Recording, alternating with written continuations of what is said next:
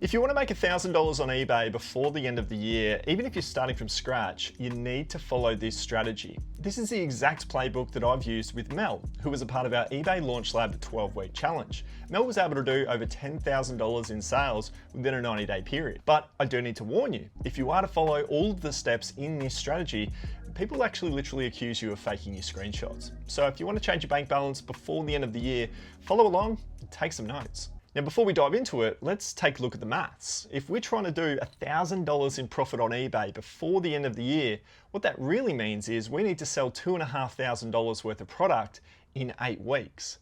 The way the $1,000 worth of profit comes into it is when you take into consideration there should be about a 40% profit margin. That's a very common industry benchmark for people that are buying items from places like thrift stores, flea markets and garage sales, and they're putting on eBay to try and make a profit. Once all of your fees, cost of goods and all of the other business related expenses come out of it, that is your leftover money, your ultimate profit.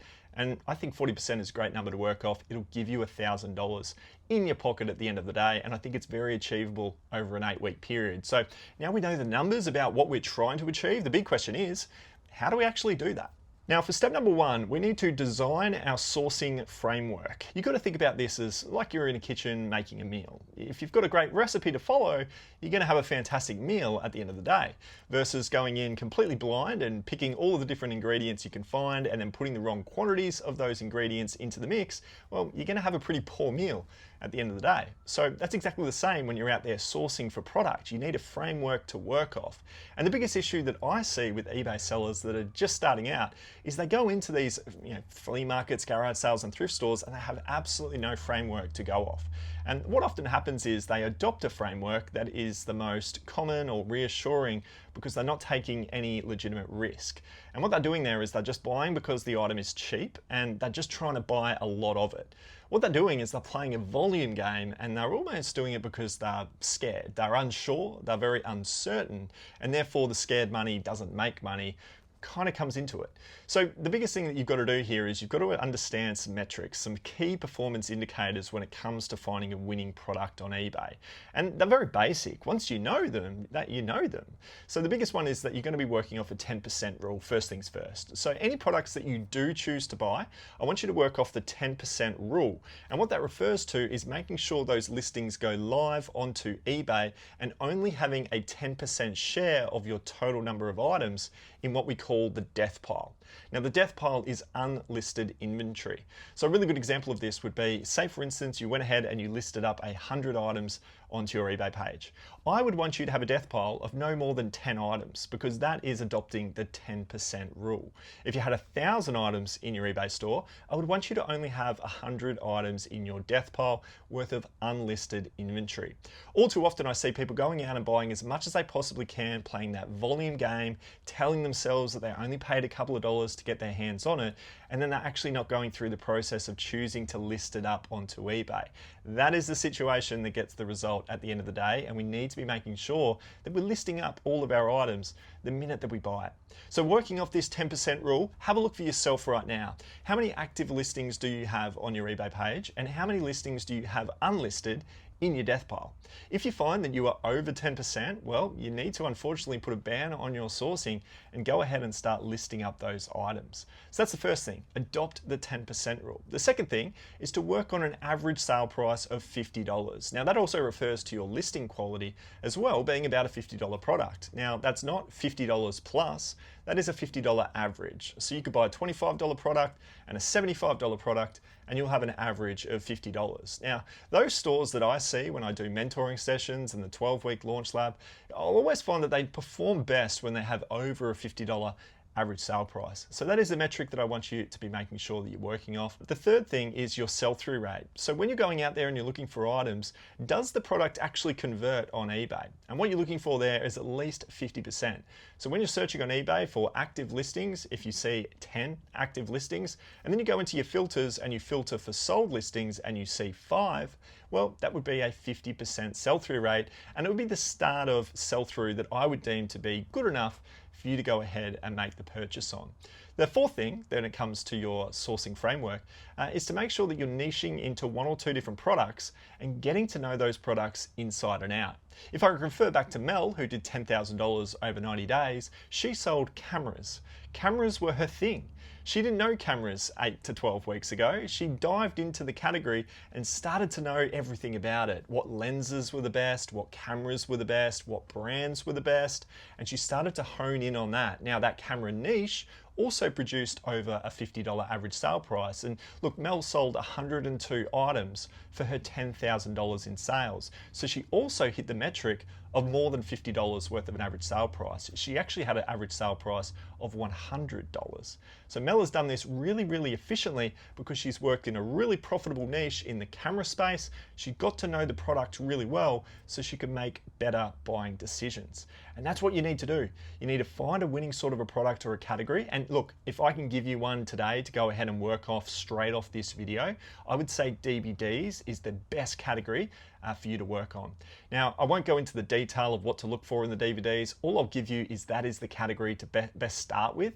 You're not going to make too many mistakes. You're going to see a lot of comp research, a lot of sell-through rate data, and you're going to be able to average that $50 average sale price like I spoke about if you're buying the right DVDs. That poor strategy that we were speaking about before, where people are just going out and buying items because they're cheap, that's the $1 DVD sale that you're going to constantly see on eBay.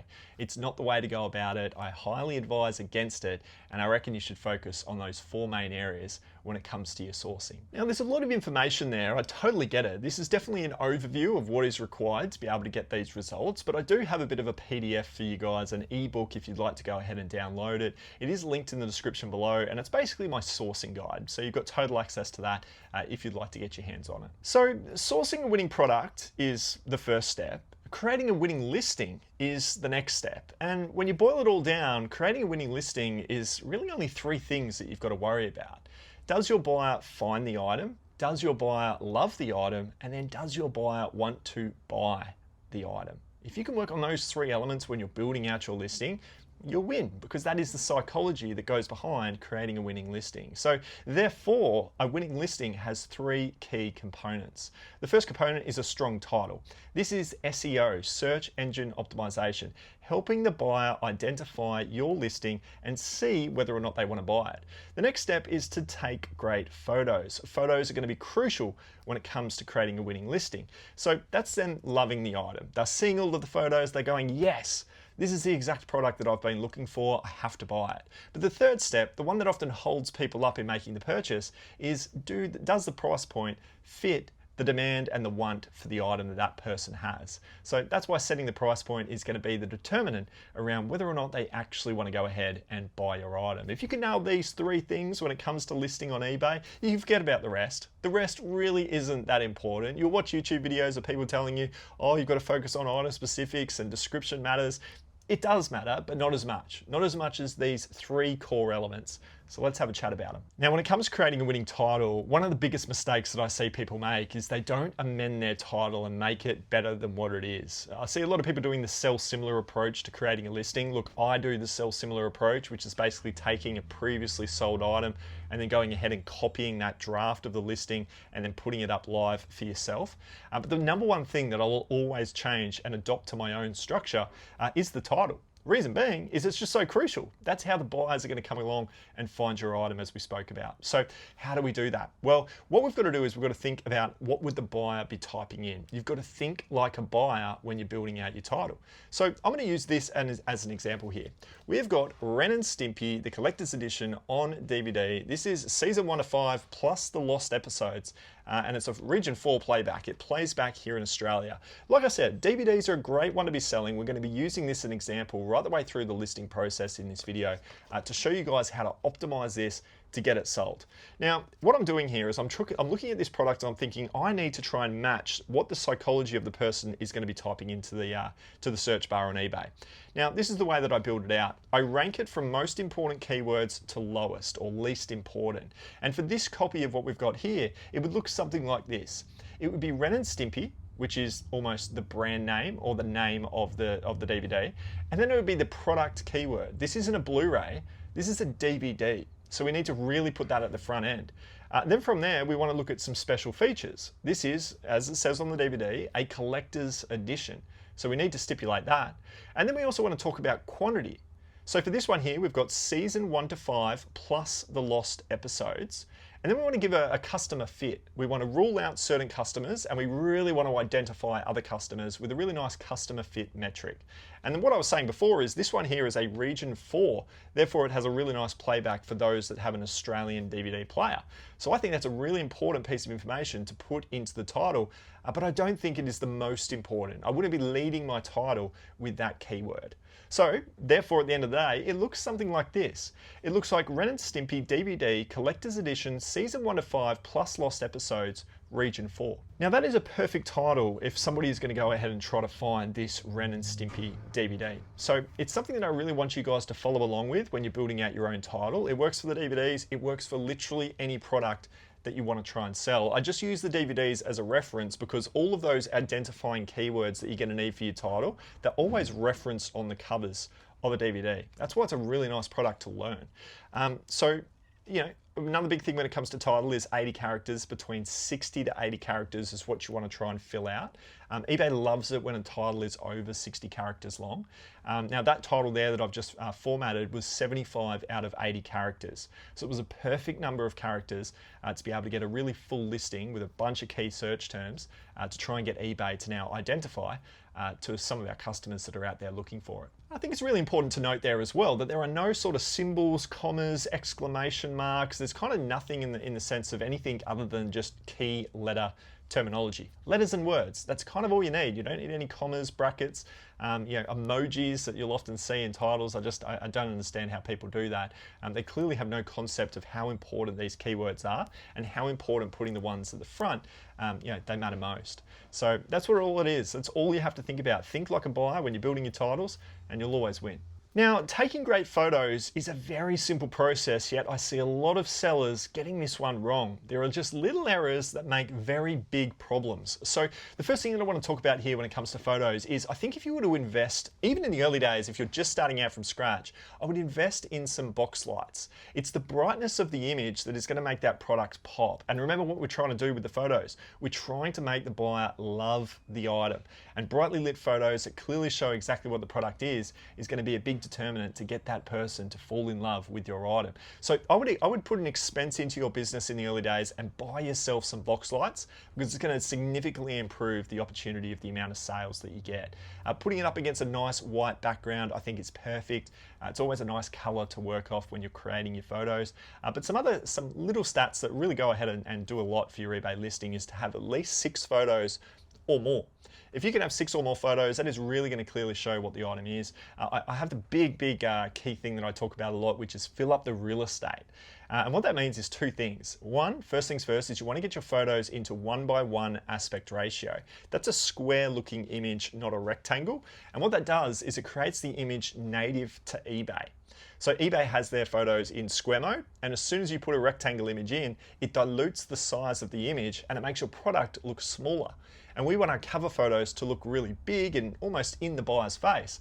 So the way that we do that is we change our phone settings to a 1:1 photo aspect ratio, and then we make sure that when we take our image, we really zoom in on the product and we fill up the real estate. That entire square that we've got to play with, we just want the image without cutting off the image. We want the entire product to fill up the image. I always call it the terminology of filling up and using the real estate. The next step is to make sure that we find the right price point for our product. So we've got Ren and Stimpy here. How are we going to work out exactly how much to list this up for? We went ahead and we did some great work in sourcing this item. We've created a great title for our product. Everything that we've done up until this point has been spot on, but we can completely kill the opportunity to get this thing sold if we choose the wrong price point. I would argue it is the #1 most important thing to get right on eBay, and I would also argue that it is the biggest issue that I see with people out there that are trying to ultimately get more sales. And one of the biggest problems is people are shooting for the stars on every single product that they have. If this product was selling for $100 at its best case scenario and $50 in its worst case scenario, too many sellers out there are trying to sell this for $100 or more. Just because it's sold once for $100 doesn't mean you're going to get $100 for it. Depending on where you are on your journey, I would almost argue that you need to be in the bottom 25% if you're a beginner seller, pricing it more like $60, $65. And if you're a little bit more experienced, you've got a lot more items in your store, you've niched into the DVD category, well, maybe this product could be listed up for $70 to $75. So I'm going to jump into eBay and I'm going to give you a live example of how I go about pricing up my item, and we're going to use Ren and Stimpy on DVD as a perfect example. So right now I am on eBay and I'm just going to type in Ren and Stimpy and I'm going to say DVD right there. Now, what you've got here is a just complete mix. It says 638 results, but I can already see some United States price points here for these DVDs, and it does look like the price points are all over the place. So the first thing that I do is I go over here to my sort filter, and I do highest price first because I want to see what the best case scenario is. Then we're seeing this coming in at $369, so I'm pretty interested at this point. But I need to do a few more filters. So I'm going to scroll all the way down on the left-hand side, and I'm going to go down here to Australia only. That's the first thing I want to see. And then I'm seeing $159 worth of Australian dollars, so that's still pretty cool to see. But then I want to actually go to solds, and I want to have a look at this sold listings, because what we were seeing there in black, they were active listings, not sold listings. Now, somebody can list up a price of any amount, but the sold data, that's the data that we actually want to be seeing. And what we can see here is the best sale here in Australia was for $89.95. And it says the almost complete DVD series. Now, what I've got here is a different copy of Ren and Stimpy. It's not an exact match, but when I look at the one below that, I can see here that we've got the collector's edition on DVD. It sold for $70 plus $11. Now, we've got the lost episodes, as it says on this DVD here. And if I scroll a little further down, I can actually see that there was some copies of the lost episodes right here. Ren and Stimpy season 1 to 5 plus the lost episodes, selling for about $52. So if I scroll down any further, I'm not actually seeing any more direct matches for the product that I've got my hands on. It sort of more falls into seasons, not the complete series set like we have. So therefore I kind of cap it off at that being the very worst price for the exact product that I've got my hands on. So if $52 is the worst price, and then I scroll up here a little further to the top, it looks like $90 or an exact match at $81 is the best price. So I would think to myself, who am I and where am I at on my journey? Well, I've been selling on eBay for 5 years. The DVD is my #1 selling category after 5 years of selling on eBay. I have a lot of previously listed DVDs in my store.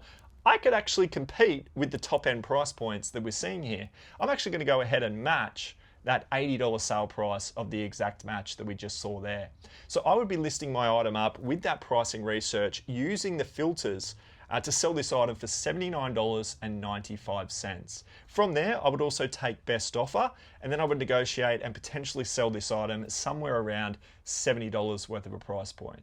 That is the exact process that I need you guys to do. If you're very first starting out on eBay and you're following these steps, just like myself here, and maybe you're only a week or two into the game, I'll maybe list your item up off the get-go for about $65. What that's going to do is it's going to make you really competitive in the marketplace. And competition in the marketplace, remember, we're trying to get somebody to want to go ahead and buy your item, yet you've got zero feedback next to your name.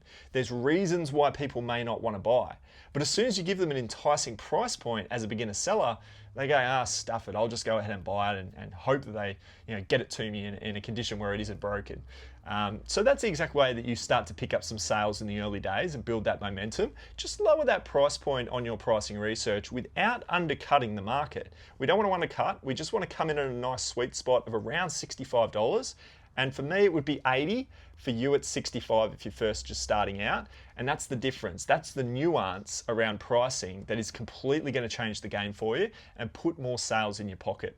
Now, if you're just starting on eBay, that's the adopted process that you do from day one. If you have an existing store and you're worried about why aren't I selling enough, I can tell you right now, this is the sole reason. You'll put more money in your bank account if you sit down and go through every single one of your listings with those filters and you give yourself an appropriate price point. By amending your listing to an appropriate price point, you will naturally just sell way more product and you'll be thanking me before you know it. So you've found that winning product. You've listed it up correctly. You also now need, for step number 3, to have this work over the course of 8 weeks, a listing strategy. You're going to need to know every single day for the next 8 weeks, how do I actually get consistent sales? Because that's the biggest problem that we see with eBay sellers, is they get a sale here, then they lapse a little bit in motivation and they don't do what they need to do. And then they get complacent and they end up quitting because the sales weren't consistent to keep the motivation high. But the way to keep the motivation high and to keep getting sales is to be consistent with a listing strategy. So here's the math, and run with me here because there's a bit of info, but it'll make a lot of sense when we map it out like this. What I want you to do, if you're first just starting out, or even if you want to improve your metrics, I want you to list $100 worth of product every day for 8 weeks. That is 56 days. Now, we spoke before that there was a process of listing up at a $50 average sale price. That is literally 2 items per day. That is 112 items that you need to go out there and find over the course of 8 weeks. I want you to promote at 3%. I promote all of my items at 3%. 82% of my sales come through with a 3% promoted listing. I wouldn't have an eBay business without it. Now, if you're first starting out on eBay, I want you to go at 5%. Give yourself a little bit more of a boost and a little bit more of a promotion. And look, you're going to have to wear the 5%, but this is getting you off the ground and building the momentum. It's a very, very healthy thing to be doing when you're very first starting out. So make sure you're promoting at 5% if you're a newbie, 3%, or even 2% if you're experienced. Now, the results of you doing that is going to be this. You're going to sell 50 products over those 56 days. You're almost going to be at 1 sale every single day. 50 sales for $50 worth of an average sale price is going to be your $2,500 worth of revenue. And when you break that out on the profit margins that we spoke of earlier, you're going to hit $1,000 worth of profit. So look, all of these numbers, I'm kind of laying them and mapping them out for you like this because it can be a little bit confusing and you feel like you're in over your head, especially if you're first starting out. We've developed a software called Flipped It, and you can actually integrate your eBay store into Flipped It, and it's going to give you all of these numbers that we're speaking of. So how much profit am I making? Well, eBay literally is, or Flipped It I should say, is literally a profit tracker for eBay sellers. So it's like the perfect tool to work out exactly where your business is at. So feel free to go and check out Flipped It. It'll just make life 10 times easier. Now, if you're still unsure about starting this eBay business, if you're feeling a little bit daunted about everything that we've got spoken about in this video today, I've got over 2.5 hours worth of content to really kind of hold your hand through the creation of your eBay business all the way through to your first 12 weeks, getting that $3,000. There's a strategy component that you can access on demand.